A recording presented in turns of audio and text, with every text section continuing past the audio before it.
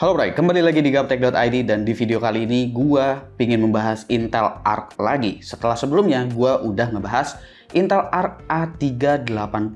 Mungkin ASRock di situ ngelihat video gua dan akhirnya ASRock ngirimin gua Intel Arc A770 mereka. Cuma karena ini dikirimin sama ASRock bukan berarti gue bakalan bagusin Intel Arc A770. Tentu gue bakalan bahas semuanya juga kekurangannya beserta update dari drivernya, masih ada bug atau enggak, gue akan informasiin semuanya. ASRock sebenarnya nggak cuma ngirimin gue Intel Arc A770 Phantom Gaming ini, tapi mereka juga kirimin motherboard mereka yaitu ASRock Z790 Taichi-nya untuk sebagai testbed aja lah gitu. Dan kebetulan memang gue udah punya Core i9 13900K, jadi masih masuk untuk standar testbed gue. Oke.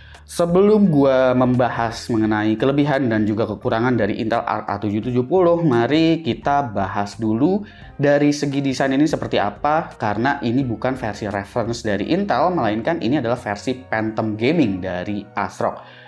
Jujur aja, ini desain yang bisa dibilang lumayan sederhana, tapi sebetulnya punya build quality yang bagus dari ASRock, di mana mereka nampak serius soal cooling di sini menggunakan triple fan, dan tipe fan-nya ini seperti ada sirip-sirip kecilnya gitu di bagian atasnya yang biasanya kadang kita kenal juga sebagai shark blade gitu ya, atau blade shark gitu. Dan abis itu juga tentu ada bling-bling RGB-RGB-an yang dimana menurut gue RGB-nya ini lumayan ngejreng di bagian fan-nya ini. Kalian bisa atur di polychrome sih, cuma gue nggak melihat ada opsi untuk dimatiin di situ.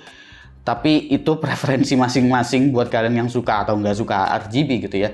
Kalau kita bicaranya soal desain cooling, di sini desainnya cukup serius. Dia pakai direct contact dan ini bahannya copper untuk heat pipe-nya. Lalu untuk sirip-sirip bagian heatsink-nya juga itu cukup besar, meskipun secara ukuran PCB sebenarnya ukuran PCB dari kartu grafis ini tidak terlalu besar. Lalu ada backplate juga di bagian belakang, dan backplate di sini juga bukan sekedar gimmick. ASRock di sini memberikan thermal pad untuk pendinginan di bagian belakang kartu grafisnya, dimana thermal pad ini juga ada di bagian atasnya untuk sebagai heat transfer dari bagian MOSFET atau bagian VRM, bahkan di bagian memori VRAM-nya. Kurang lebih seperti itu ya. Lalu untuk I/O dia menggunakan di sini ada HDMI 2.1, lalu ada DisplayPort 2.0, dan untuk output ini juga masih mengalami bug setelah instalasi driver, di mana bugnya ini itu ya kalian kadang nggak display di BIOS, kadang kalian nggak display di OS, tapi setelah gue cek ini gue udah menemukan solusinya. Jadi setelah install driver, ini outputnya memang mengharuskan kita untuk pilih-pilih kabel. Jadi gua rasa kalian harus menggunakan tipe kabel yang sesuai. Kalau misalkan menggunakan DisplayPort, karena ini versinya 2.0, dia benar-benar harus pakai kabel yang versi 2.0 juga. Nggak bisa pakai kabel yang DisplayPort 1.4, nggak bisa juga pakai DisplayPort 2.1 yang paling baru banget itu. Begitu pula di HDMI, karena HDMI-nya 2.1, kalian juga nggak bisa colok pakai HDMI 2.0, tapi kalian harus pakai kabel HDMI 2.1. Meskipun monitornya belum HDMI 2.1, itu nggak apa-apa. Mungkin beberapa kabel itu juga nggak mengalami bug yang gue alamin. Jadi cuma pilih-pilih kabel aja dia, dan agak random memang di bagian I/O-nya ini. Jadi gue udah sebutin bugnya di situ satu ya. Mungkin gue akan sebutin dulu kekurangan-kekurangannya nanti. Nah, balik lagi ke kartu grafisnya juga, ini dia menggunakan 2x8 pin PCIe konektor, belum menggunakan 12 VHPWR, karena memang seharusnya kartu grafis ini muncul jauh sebelum akhir tahun 2022 gitu, harusnya di awal-awal tahun 2022. Di sini dia punya TGP sekitar 220 watt. Angka 220 watt itu memang udah harus menggunakan 2x8 pin ya. Meskipun ya sebenarnya masih bisa sih kalau misalkan mau pakai 8 plus 6 pin. Cuma gua rasa pakai 8 plus 6 pin tuh agak kurang estetik gitu dilihatnya, karena plus 2-nya tuh bakalan nyempil gitu ya, bakalan ngangkat sendiri. Jadi gua rasa mendingan memang pakai 2x8 pin aja. Dan untuk versi ASRock Phantom Gaming ini juga udah ada dual BIOS, jadi udah ada versi quiet mode dan juga versi performance mode. Dimana untuk versi quiet dia clock speednya bakalan jalan seperti defaultnya Intel, selisihnya cuma 100 MHz saja sih. Jadi gua rasa masukin di bagian mode performance aja terus nggak masalah juga gitu ya. Oke. Lalu untuk spesifikasi dari Intel Arc A770 ini, dia di sini menggunakan arsitektur Alchemist atau Xe-HPG ya. Totalnya itu ada 32 Xe core-nya, yang dimana di dalamnya itu terdapat ray tracing unit. Habis itu juga ada XMX totalnya 512 dan juga Xe Vector gitu 512, yang dimana itu selaras juga dengan seperti compute unit kalau misalkan di Radeon, atau mungkin setara juga dengan Articore gitu. Tapi kita nggak bisa menghitung jumlah unitnya sama persis seperti di kompetitornya karena ini menggunakan jenis arsitektur yang berbeda. Dan untuk versi A770 ini dia menggunakan 8 slice yang terbagi menjadi beberapa seperti ray accelerator atau Articore-nya dia. Habis itu ada bukan Xe core-nya sih, tapi XMX-nya, habis itu Xe Vector-nya, yang gitu-gitunya itu terbagi menjadi 8 slice gitu. Memang arsitektur dari Intel Arc ini menurut gue cukup kompleks ya dengan apa yang didesain oleh Intel. Semua itu di-package dengan proses fabrikasi 6N dari TSMC, bukan dari fabrikasinya Intel gitu. Jadi ini persis seperti Intel Arc A380, tapi ini adalah versi tertingginya karena nama seri dari kartu grafisnya Intel ini ya seperti CPU-nya mereka. 3 menunjukkan entry level, 5 menunjukkan kelas tengah, dan Intel Arc A770 ini ditempatkan sebagai flagship Intel Arc, yang dimana flagshipnya sebetulnya belum bisa bersaing dengan flagship zaman sekarang sejujurnya ya. Tapi nggak masalah karena ini adalah debut dari Intel untuk kartu grafis discrete mereka yang memang mengejar performance gaming juga, di luar dari integrated GPU mereka yang memang udah terkenal bagus. Yang menarik dari Intel Arc A770 dan juga bahkan A380 gitu ya adalah encoder dan juga decoder, dimana di sini untuk encodernya bahkan udah lengkap hingga AV1, jadi kalian bisa record menggunakan H264, H265 bahkan AV1 sekaligus gitu ya. Nggak sekaligus juga sih, tapi ganti-gantian. Dan dukungannya juga udah disupport oleh OBS, jadi kalian tinggal pilih aja Intel QuickSync AV1, nanti dia bakalan jalan menggunakan kartu grafis, bukan menggunakan integrated GPU apabila CPU kalian menggunakan Intel. Tapi kalau CPU kalian menggunakan Intel dan kalian hidupin integrated GPU-nya, Intel UHD atau Intel Iris Xe-nya, ini bisa hyper encode juga, jadi dia bakalan jalan dua-duanya gitu. Cuma ini tidak berpengaruh apabila kalian recordingnya itu menggunakan AV1 karena ya secara spek Intel UHD atau integrated graphics dari CPU Intel itu memang belum mendukung untuk encode AV1. Jadi kalau kalian pakai H265, pakai H264 itu kalian masih bisa menggunakan hyper encode tersebut gitu ya. Oke, kita akan masuk aja ke bagian pengujiannya seperti apa. Gua menggunakan kurang lebih ini testbednya mirip seperti biasanya, cuma yang membedakan adalah motherboard, karena motherboardnya kali ini gue pakai ASRock Z790 Taichi. Selebihnya sama, gue menggunakan Intel Core i9 13900K, RAM-nya pakai G-Skill Trident Z5 Neo 6000 MHz, lalu coolingnya, SSD-nya itu semua masih sama ya. Gue di sini nggak bisa ngebandingin ke banyak kompetitornya sih, jadi gue cuma ngambilin data yang memang gue udah sempet review aja. Jadi gue rasa untuk pengujian gaming ini akan kurang relevan untuk dibandingin karena game itu banyak banget update. Tapi untuk acuan itu akan gue masukin benchmark sintetiknya seperti apa. Oke, mari kita lihat performance dari Intel Arc A770 ini. Oke, kita cek dulu untuk power dan juga suhunya ya. Ini saat menjalankan stress test, gue menggunakan 3D Mark Fireframe Ultra looping. Di sini total GPU power itu ada di angka 175 sampai dengan 182 watt, meskipun di sini ada power limit di 210 watt ya. Di situ ada PL1 dan juga PL2. Jadi ini masih ada headroom semisalkan kalian ingin melakukan overclocking sebetulnya. Lalu untuk memory junction temperaturnya, di sini memori temperaturnya tuh masih adem banget, ada di 74 sampai 76 derajat Celcius saat full load, yang menandakan di sini cooling dari ASRock memang cukup baik ya. Seperti yang gue jelaskan di awal, kalau emang coolingnya sepertinya didesain cukup serius di kartu grafis yang satu ini.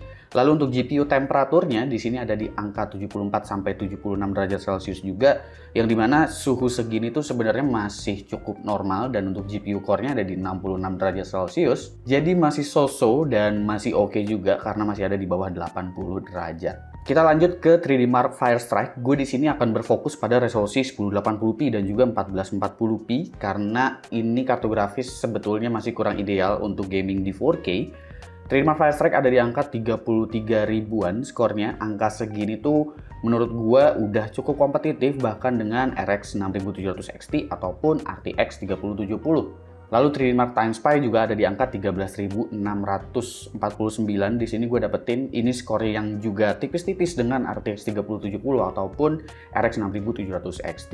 Jadi good job untuk Intel yang udah punya skor benchmark lumayan oke. Tapi kita nggak tahu nanti performance gamingnya di real world scenario seperti apa. Gue juga ngecek untuk 3D Mark Port Royal untuk ngeliat performance ray tracingnya seperti apa. Ini ada di angka 7291, tentu ini masih berada di bawah RTX 3070, tapi sebetulnya nggak yang bener-bener jauh-jauh banget gitu loh, cuma selisih sekitar 10 atau 9% gitu. Gue juga cek di game kompetitif, yaitu adalah Valorant di 1080p, di sini dapat rata-rata di 550 fps. Tentu ini udah mendapatkan FPS maksimumnya untuk main Valorant. Terlebih lagi gue menggunakan Core i9 13900K ya. Jadi kalau misalkan udah di bawah 500, gue rasa itu udah kelas GPU yang pelan. Lalu kita masuk ke game Cyberpunk 2077. Di sini kalian bisa ngelihat perbandingan antara menggunakan FSR, menggunakan ray tracing dengan FSR, lalu juga menggunakan resolusi native tanpa ray tracing sama sekali. Di sini kalau tanpa ray tracing main Cyberpunk 2077 di 1080p udah bisa dapetin rata-rata di 57 fps dengan preset high. Setting ideal yang paling bisa gue dapetin untuk game Cyberpunk 2077 itu ya menggunakan ray tracing medium aja, tapi dibantu dengan FSR 2.1 quality. Sementara untuk 1440p-nya, gue lebih menyarankan untuk tidak menggunakan ray tracing sih, karena di sini untuk resolusi native-nya masih ada di 45, jadi kalau mau kejar 60 fps, gue rasa FSR-nya harus dihidupin. Menggunakan FSR quality dan juga ray tracing medium itu masih bisa dapat rata-rata 30 fps, jadi gua rasa kalau misalkan kalian masih nyaman dengan FPS 30 di 1440p masih oke juga. Untuk game Death Stranding di sini resolusi 1080p tentu tanpa DLSS karena DLSS itu punyanya Nvidia. Di sini dapat rata-rata di 113 fps dengan 1% minimum di 94. Angka segini untuk game Death Stranding menurut gua belum begitu tinggi, jadi gua rasa sepertinya belum ada pengoptimalan gitu kayaknya di game Death Stranding. Berbeda seperti Far Cry 6. Kalau kita perhatiin di sini baik menggunakan ray tracing dengan resolusi native ataupun dengan bantuan FSR itu selisihnya lumayan tipis ya. Yang menunjukkan di resolusi Full HD juga sebetulnya performance ray tracingnya udah sangat-sangat baik.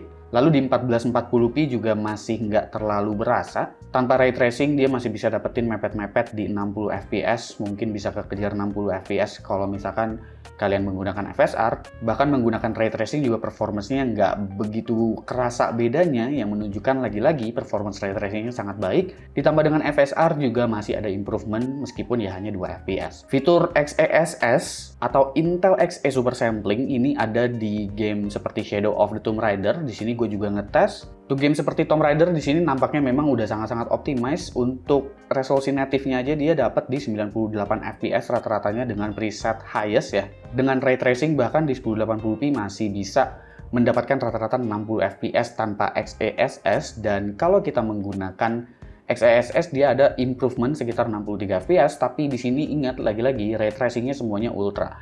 Di 1440p idealnya memang tidak menggunakan ray tracing sih.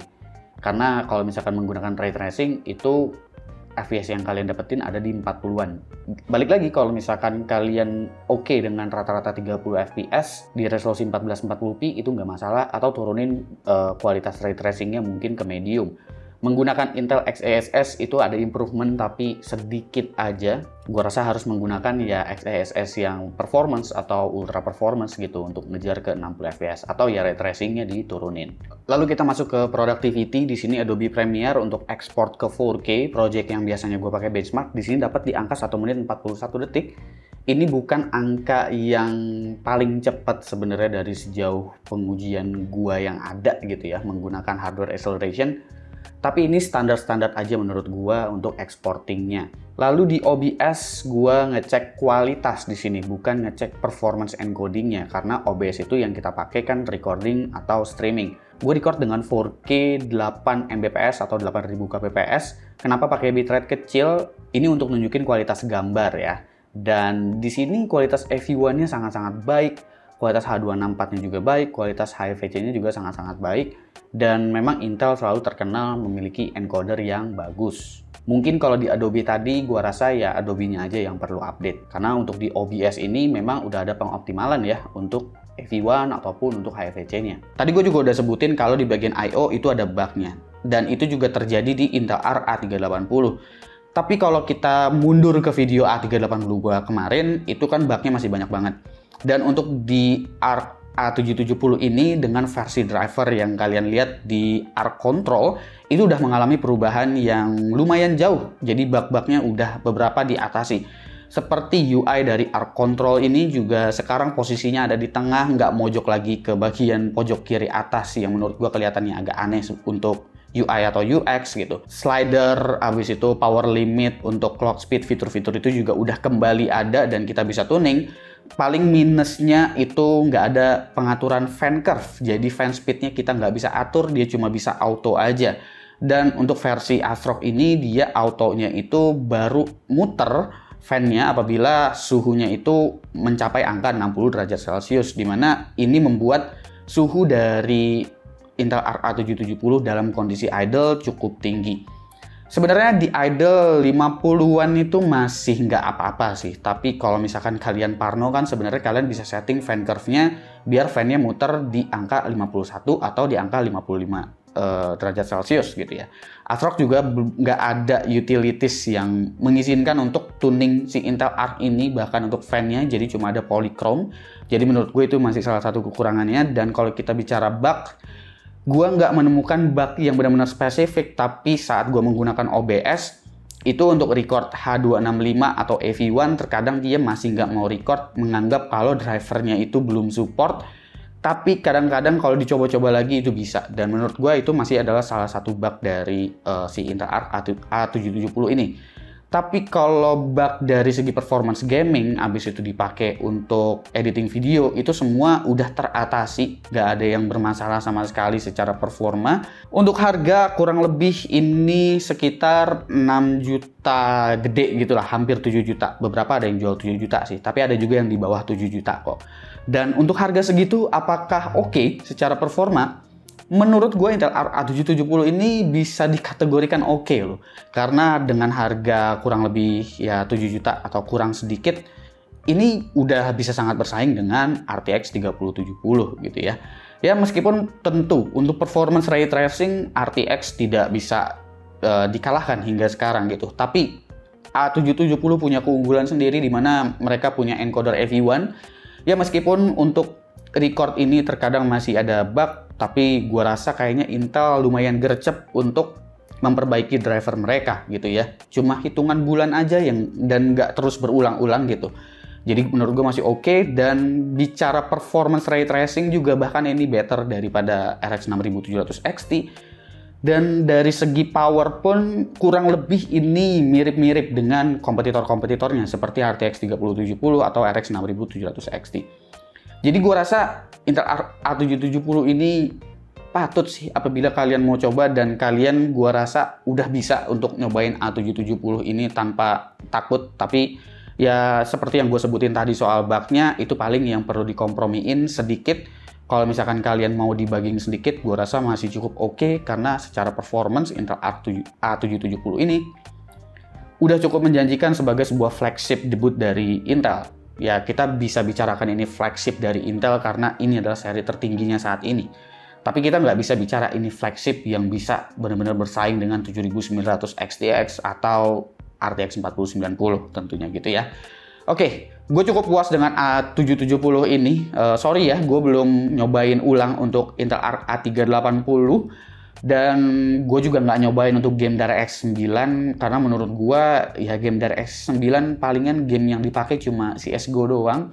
Tapi ini juga kabarnya menurut media-media luar juga, untuk performance DirectX 9-nya juga udah teratasi dan udah bisa jalan dengan bener gitu ya. Untuk legacy gaming seperti CSGO gitu ya. Jadi oke, untuk A770 kali ini. Semoga video ini bermanfaat buat kalian. Komen di bawah menurut kalian gimana soal Intel Arc A770 ini. Apakah kalian masih merasa parno, dan apakah ini sebuah harapan cerah gitu ya untuk Intel biar mereka bisa mengembangkan generasi berikutnya dari discrete GPU mereka. Komen di bawah dan kasih pendapat kalian masing-masing. Gue Supki dan seperti biasa sampai jumpa di lain kesempatan.